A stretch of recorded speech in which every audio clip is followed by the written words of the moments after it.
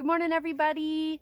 So I'm back with our tracking tube, and it looks like somebody came for a little visit, a little critter of sorts. But let's sing our good morning song, and then we can jump into our investigation of our tracking tube. So real quick for your memory, good morning to the earth, to the sun, to a very special resting stone, to the beasts on the run.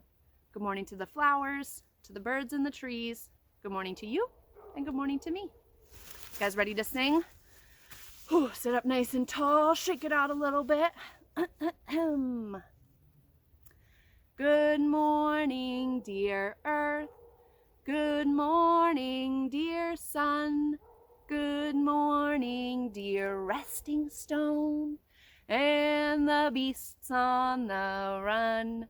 Good morning, dear flowers, and the birds in the trees. Good morning to you, and good morning to me. Awesome possum! I bet you guys are getting that down, no problem at home. Let's check out the tracking tube. Let's do it. So this is where I left it, and I've left it now for 3 whole days, much longer than I usually leave my tracking tubes. But let's see if we've got any activity. Oh, I see a little bit of activity. Let me hold it up to you guys so you can see what I'm looking at. What do you notice? I notice something right here and something right there. What do you guys think that is? Any guesses? My first guess is someone with little tiny hands with nails came and did a little scratching to try and get some food, and they left behind their sign. Let me come up close again. See those little scratches?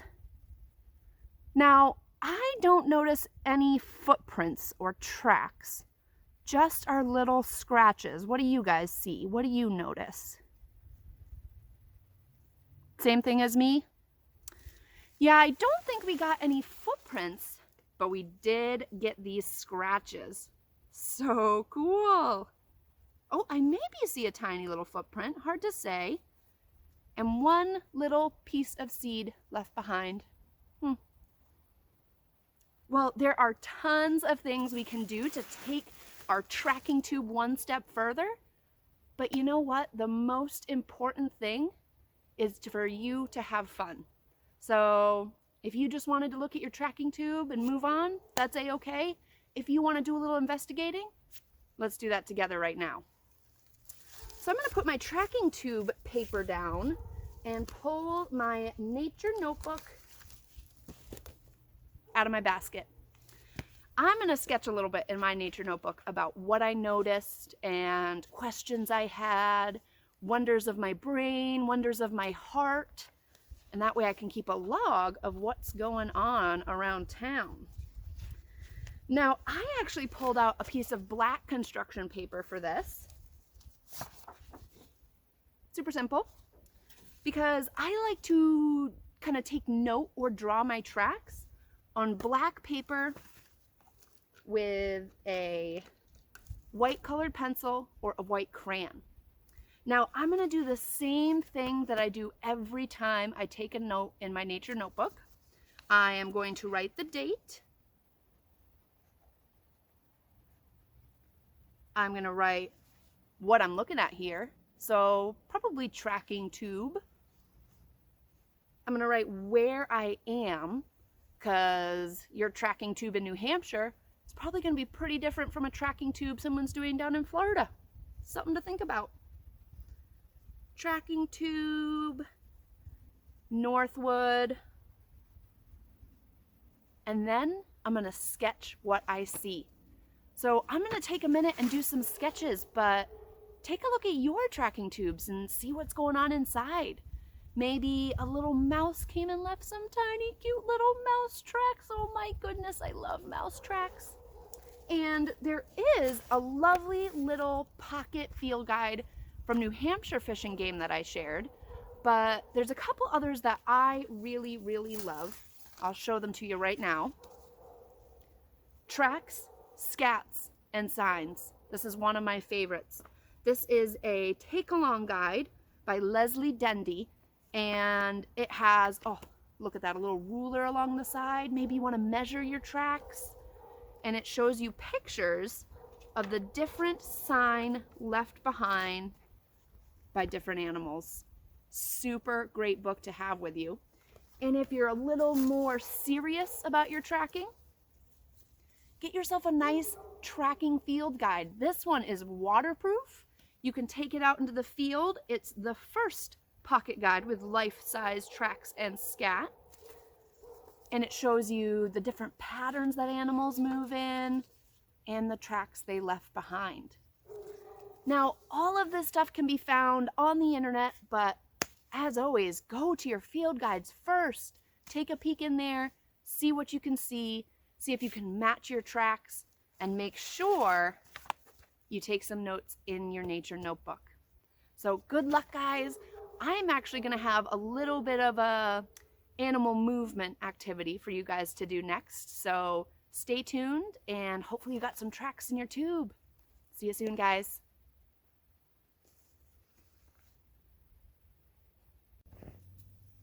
Hey everybody, we're back. So I was able to take some notes in my nature notebook. As you saw, I was writing the date, what it is, where it was found, right at the top. But then I drew my little piece of paper, made basically just some scribbles to show the flower. But what I was really trying to note were the scratches that we noticed. So I drew in our scratches, labeled them, and then kind of asked a question at the bottom. I was wondering, did the flower get wet and the animal had to scratch its way through to get to the food? I don't know, but that's what I was wondering, so that's what I took note of. So I hope you guys got some tracks that you can note in your nature notebook. But if you didn't, or if you just really are excited to learn about animal tracks, my favorite way to do that is to practice the patterns that animals leave with my own body. It's a good way to get moving, it's tons of fun, and it really kind of helps you picture the animal moving in your brain. So the book that I showed you guys in the woods has track patterns, goodness, in it somewhere. Haha.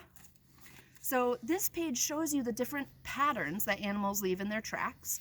There's walkers, bounders, hoppers, and waddlers. And we're gonna try a few, maybe in your backyard or inside, wherever you have a little bit of room, making sure you can be safe around furniture or around things in the yard. I have tons of acorns in my yard, so I'm gonna do my best not to put my hand right down on an acorn. Let's start with the walker. So the walker lands front feet, hind feet, with their feet in the exact same place that they left their track before. So let me show you kind of what I mean. All right, you gotta get down. Oh, I gotta pull up these rain pants. Give them a little shimmy. All right, so you're getting down. You gotta kind of put your bum up in the air because that's how you walk as an animal. And when you move your feet forward, you're putting your hind feet in the same spot that your front feet were in. So you're really only leaving one track for each front and hind foot.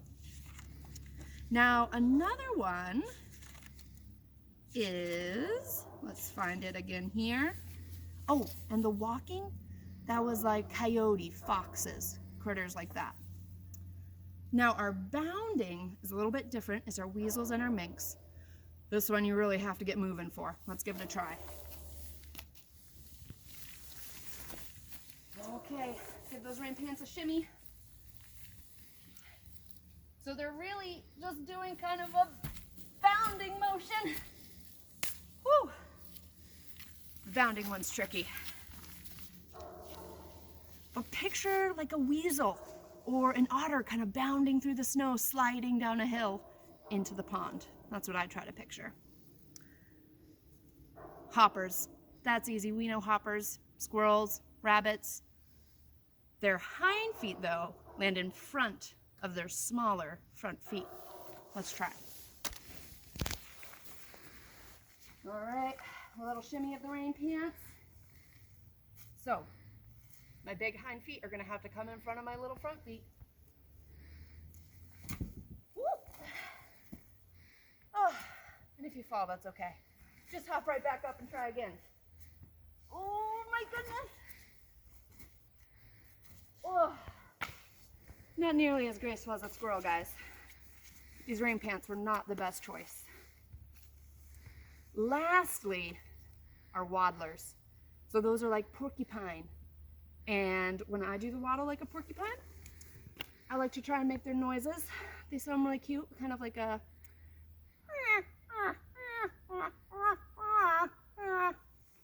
try it while you waddle.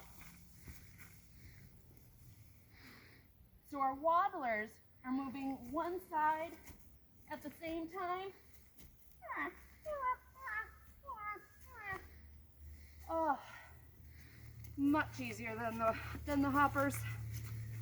So those are your track patterns. Go out into your yard or find a safe place inside and give them a try. All right, friends. Well, I will see you guys next time. Ooh, ooh, ooh, ooh, ooh, ooh.